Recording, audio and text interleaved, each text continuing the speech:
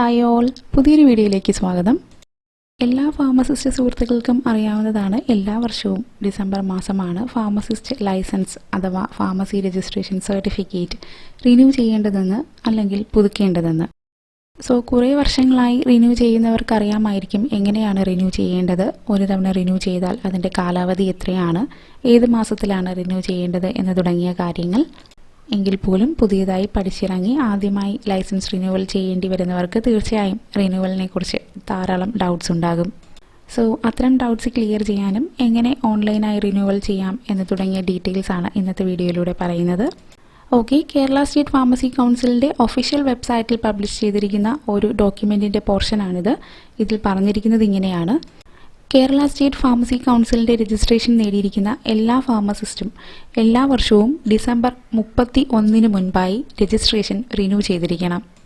എങ്കിൽ മാത്രമാണ് Kerala state pharmacy council എല്ലാ വർഷവും ഏപ്രിൽ 1 ശേഷം പബ്ലിഷ് ചെയ്യുന്ന രജിസ്റ്റേർഡ് ഫാർമസിസ്റ്റ് ലിസ്റ്റിൽ ഒരു രജിസ്റ്റേർഡ് ഫാർമസിസ്റ്റിൻ്റെ പേരും ഡീറ്റെയിൽസും ഉൾപ്പെടുത്തിയിരിക്കുന്നതായി കാണാൻ സാധിക്കുന്നത്.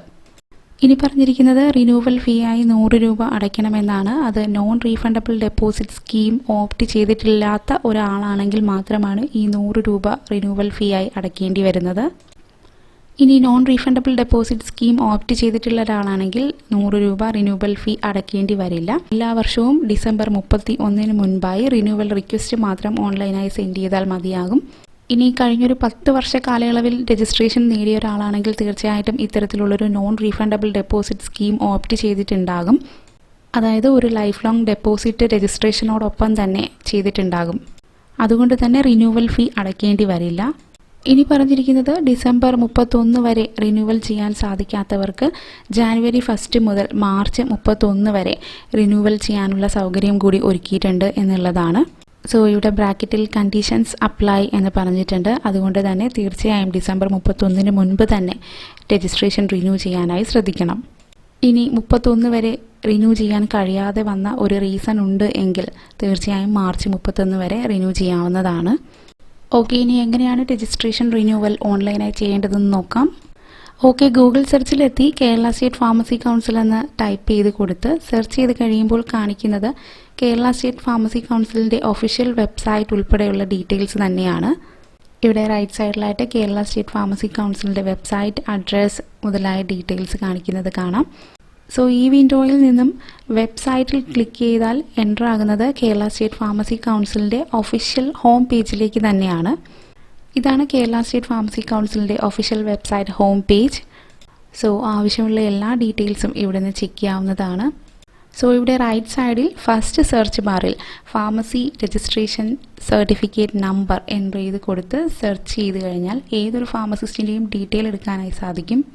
ഇനി താഴെ കാണിച്ചിരിക്കുന്നത് ഫാർമസിസ്റ്റ് പ്രൊഫൈൽ ലോഗിൻ ആണ്. ഫാർമസി രജിസ്ട്രേഷൻ റിന്യൂവലിന് വേണ്ടി ആദ്യം ഫാർമസിസ്റ്റ് പ്രൊഫൈൽ ലോഗിൻ ചെയ്യുകയാണ് വേണ്ടത്. ദെൻ ലോഗിൻ ബട്ടന് താഴെയായി കാണിച്ചിരിക്കുന്നത് പുതിയൊരു രജിസ്ട്രേഷന് വേണ്ടിയിട്ടുള്ള സോഴ്സാണ്. റിന്യൂവലിന് വേണ്ടി ആദ്യം ഫാർമസിസ്റ്റ് പ്രൊഫൈൽ ലോഗിൻ ചെയ്യാണ് വേണ്ടത്. ഫാർമസിസ്റ്റ് പ്രൊഫൈൽ ലോഗിന് താഴെ കാണുന്ന user name and password enter ചെയ്ത് ലോഗിൻ ചെയ്യാണ് വേണ്ടത്. ഇവിടെ യൂസർ നെയിമായിട്ട് ഫാർമസി രജിസ്ട്രേഷൻ സർട്ടിഫിക്കറ്റ് നമ്പറും പാസ്വേഡായിട്ട് ഡേറ്റ് ഓഫ് ബർത്തുമാണ് എൻ്റർ ചെയ്യേണ്ടത്. ഫസ്റ്റ് കോളത്തിൽ യൂസർ നെയിം കൊടുക്കുക, ഫാർമസി രജിസ്ട്രേഷൻ സർട്ടിഫിക്കറ്റിൻ്റെ നമ്പറാണ് എൻ്റർ ചെയ്യേണ്ടത്. രണ്ടാമത്തെ കോളത്തിൽ പാസ്വേഡ് എൻ്റർ ചെയ്യണം. ഇനി പാസ്വേഡ് എൻ്റർ ചെയ്ത് കൊടുക്കാം. Date, month and year. Date 1 digit number ആണെങ്കിൽ തീർച്ചയായിട്ടും 0504 അങ്ങനെ എൻ്റർ ചെയ്യുക. മന്തും 1 ഡിജിറ്റ് ആണെങ്കിൽ 0405 അങ്ങനെ എൻ്റർ ചെയ്യുക. ആൻഡ് ഇയർ, ബർത്ത് ഇയർ വന്നിട്ട് ഫോർ എക്സാമ്പിൾ 1996, 1997 ആണെങ്കിൽ 9697 എന്ന് എൻ്റർ ചെയ്യുക. ദെൻ ലോഗിൻ കൊടുക്കുക. ദെൻ ലോഗിൻ ചെയ്ത് കഴിയുമ്പോൾ എൻ്റർ ആകുന്നത് സ്വന്തം പ്രൊഫൈൽ പേജിലേക്ക് തന്നെയാണ്. ആദ്യമായിട്ട് രജിസ്ട്രേഷൻ കഴിഞ്ഞ് റിന്യൂ ചെയ്യുന്ന ഒരാളിന് ഡൗട്ട് തോന്നാൻ ചാൻസ് ഉണ്ട്, ഇത്തരത്തിലൊരു പ്രൊഫൈൽ ക്രിയേറ്റ് ചെയ്യണമോ എന്നുള്ളത്. ഇവിടെ മനസ്സിലാക്കേണ്ടത് രജിസ്ട്രേഷൻ കഴിഞ്ഞ ഏതൊരാളിനും ഇത്തരത്തിലൊരു പ്രൊഫൈൽ പേജ് ഓൾറെഡി സെറ്റാണ്. യൂസർ നെയിമും പാസ്വേഡും കൊടുത്ത് എൻ്റർ ചെയ്താൽ മാത്രം മതിയാകും. ലോഗിൻ ചെയ്ത് സ്വന്തം പ്രൊഫൈലിലേക്ക് എത്തിക്കഴിയുമ്പോൾ കാണാൻ സാധിക്കുന്നത് ഇങ്ങനെയാണ്. ഇവിടെ ഫോട്ടോയിൽ നിന്ന് ടൈപ്പ് ചെയ്ത് കൊടുത്തിരിക്കുന്ന പ്ലേസിൽ തീർച്ചയായിട്ടും നിങ്ങളുടെ ഫോട്ടോയും name, pharmacy registration certificate number, then renewed up to, phone number and email ID എന്നിവയെല്ലാം ഡിസ്പ്ലേ ചെയ്തിരിക്കുന്നതായി കാണാൻ സാധിക്കും.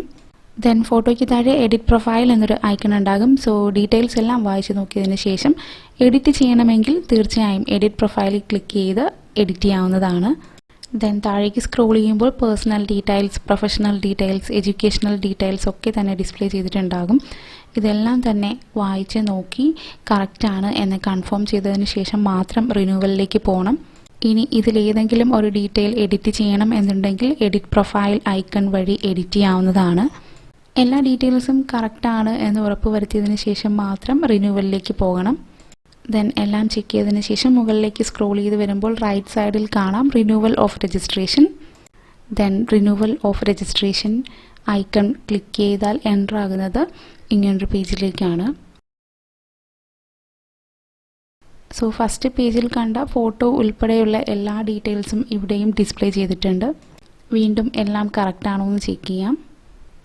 Personal details, registration details, qualification details എല്ലാം തന്നെ പറഞ്ഞിട്ടുണ്ട് ഈ പേജിലും.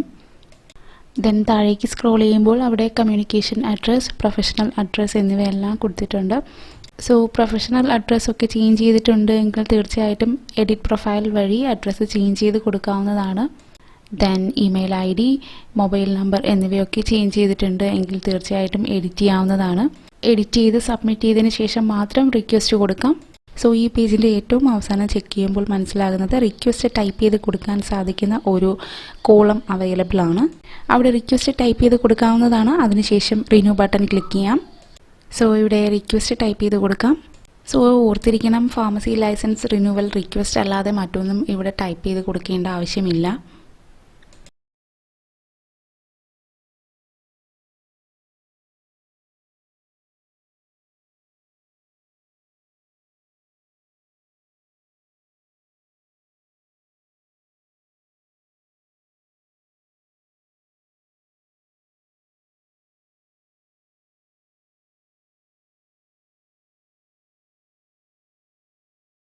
ഓക്കെ, റിക്വസ്റ്റ് ടൈപ്പ് ചെയ്തതിന് ശേഷം റിന്യൂ ബട്ടൺ ക്ലിക്ക് ചെയ്യുക. റിന്യൂ ബട്ടൺ ക്ലിക്ക് ചെയ്തതിന് ശേഷം ഒരു വിൻഡോ ഓപ്പൺ ആയി വരും. അവിടെ are you sure want to continue എന്നാണ് ചോദിച്ചിരിക്കുന്നത്. അവിടെ ഓക്കെ കൊടുക്കുക. ദെൻ അതിനുശേഷം ഓപ്പൺ ആയി വരുന്ന പേജിൽ താഴേക്ക് സ്ക്രോൾ ചെയ്യുമ്പോൾ ഇങ്ങനെയാണ് കാണാൻ സാധിക്കുന്നത്. Registration already renewed. Last renewal of your registration is in 17/12/2020. Please note you have to renew your registration on after 1/12/2021 only. അതായത് രജിസ്ട്രേഷൻ റിന്യൂ ആയിട്ടുണ്ടെന്നുള്ള മെസ്സേജാണ്. സോ ഇനി അടുത്ത വർഷം ഡിസംബറിൽ മാത്രം റിന്യൂ ചെയ്താൽ മതി എന്ന് കൂടി പറഞ്ഞിട്ടുണ്ട്. ഓക്കെ, ഇത്രയേ ഉള്ളൂ രജിസ്ട്രേഷൻ റിന്യൂ ചെയ്യാൻ വേണ്ടിയിട്ടുള്ള പ്രോസസ്സ്. സോ ഈ പേജിൽ നിന്നും ബാക്കിലേക്ക് പോയി മെയിൻ ഹോം പേജിലേക്ക് എത്തിക്കഴിയുമ്പോൾ ഇങ്ങനെയാണ് കാണാൻ സാധിക്കുന്നത്.